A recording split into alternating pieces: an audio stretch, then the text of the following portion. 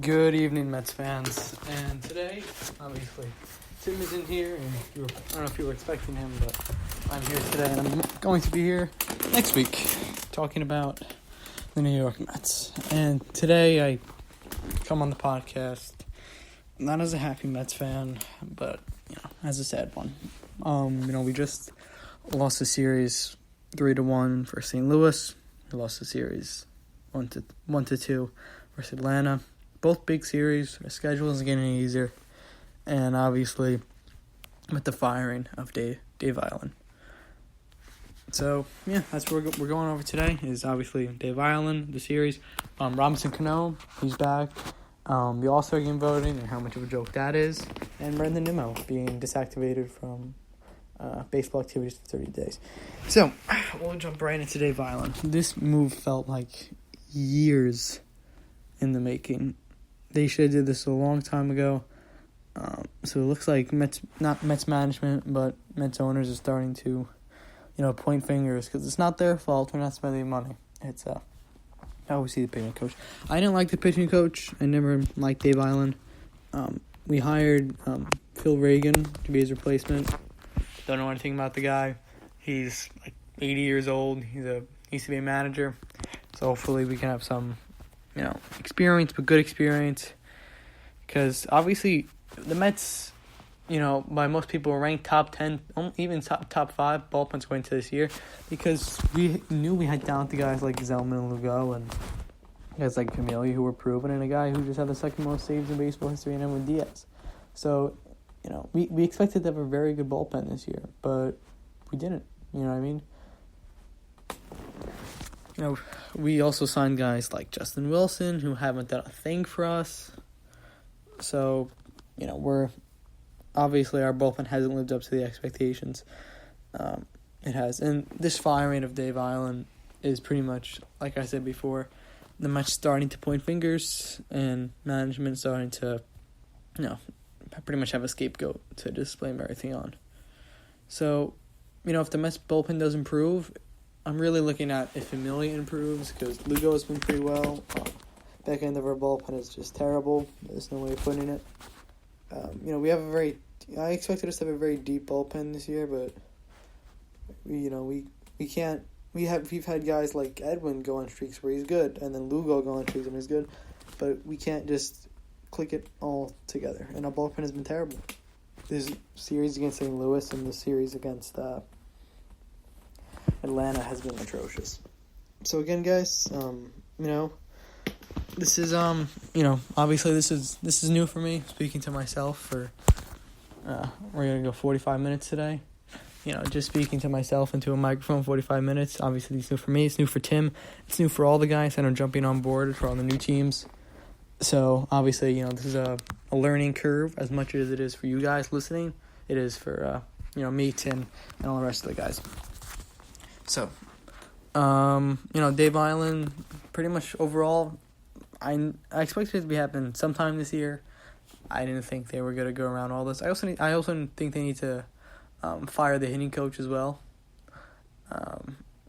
Obviously we have McNeil and Alonso, who are just very talented guys. But, you saw Ramos at the beginning of the year struggle big time with this new philosophy that was implemented for the New York Mets. And until he went back to, I don't know, maybe it was the hitting coach that helped him figure it out. But, obviously at the beginning of the year, it was more apparent that the hitting coach was doing very well.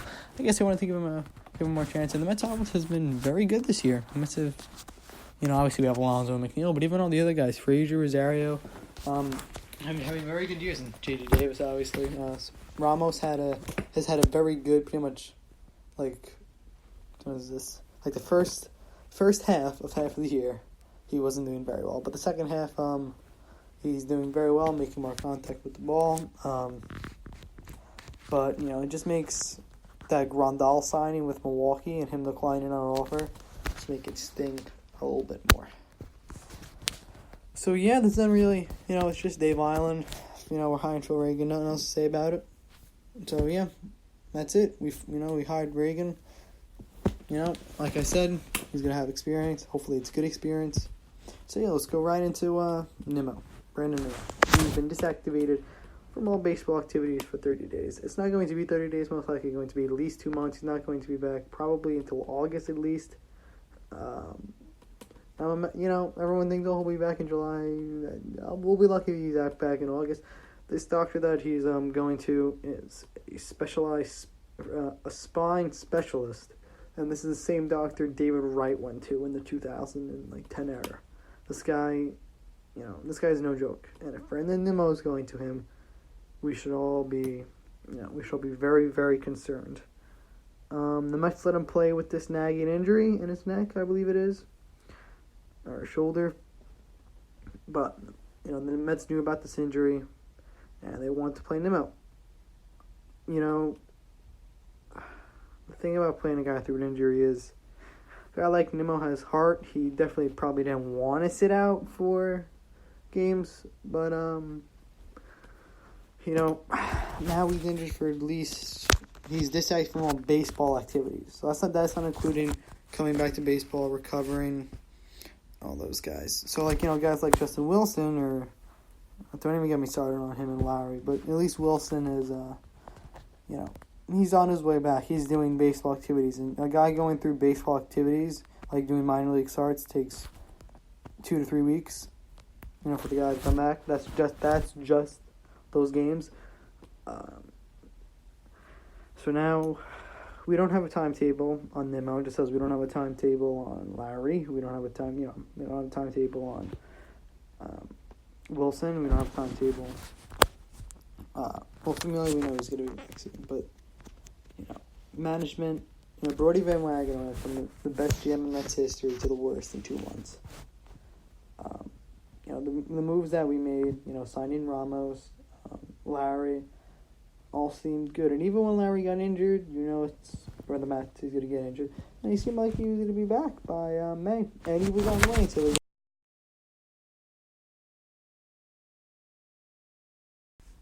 No. Sorry about that. Like I was saying before, sorry, I just had my mic cut out. We had, Lowry was on the, even though, Lowry got injured at the beginning of the year, and I don't know if you guys heard me, but I said Brody Van Wagenen went from the best GM in Mets history to the worst in 2 months. The guys, the guys he signed looked good on paper. Maybe Lowry wasn't the best option, but he was definitely a good one. We signed, Ramos too. And, we offered, I was happy the Mets offered a $1 deal, obviously for $60 million. I feel like the way he's playing in Milwaukee, maybe it wouldn't have been good as he is now. But if he played half as good as he is now in New York, I would have taken that. And he's more of an all-around player. He's better defensively than Ramos. He's faster than Ramos. The guy in MLB The Show has a 1 speed. 1 speed, people. Oh, my God. I tell you, man. The Mets love hiring these big guys. And obviously we're gonna speak about Cano soon. So I'm very, very, very nervous regarding Brandon Nimmo. He's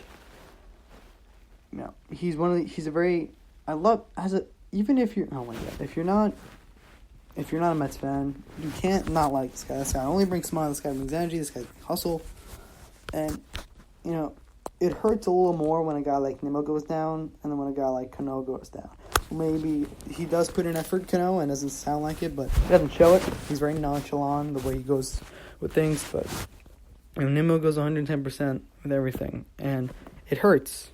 Even as a baseball fan, it hurts to see guys like him go down. So, Brandon Nimmo being deactivated from all baseball activities it was definitely, we knew he was injured. We know Nimmo has a history of, injuries.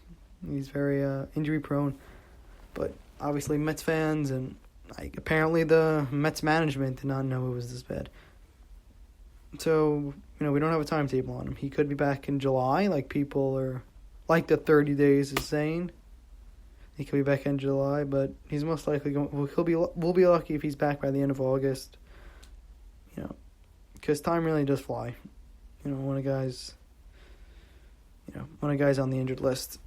But the Mets are, like I started off this episode, are 35-39. This is the second worst we've been. 4 games under 500. We were, I don't think this year is over. My uncle, at the beginning, it was the last game of the Cardinal series, and he said, after this Atlanta Braves series, the year is over. My uncle has been a fan since the 70s. This guy is, after the 80s, this guy's been waiting for the Mets to win a ring since 86. This guy's seen it all. This guy's seen the Andy Chavez catch, to the Todd Pratt home run, to everything. You know what I mean? So, Mets fans are getting tired of it. We cannot, it's honestly a disgrace that we have guys like Alonso, McNeil, Conforto, Rosario, and Dom Smith. Dom Smith is one of our best hitters. And, obviously we're going to talk about possible trades too later in the episode on the trade deadline and who I think we should trade and if we're going to be buyers or sellers. So, and we'll actually, we're talking about Nimmo, we'll talk about Cano as well. Cano has been activated from the DL. He was activated the last game against St. Louis and played the 3-game series in Atlanta. And I'm happy what I saw. Obviously he had his home run, his 3rd home run of the year. Don't get too excited, Mets fans. He hit his 3rd home run of the year. And, he made more contact with the ball.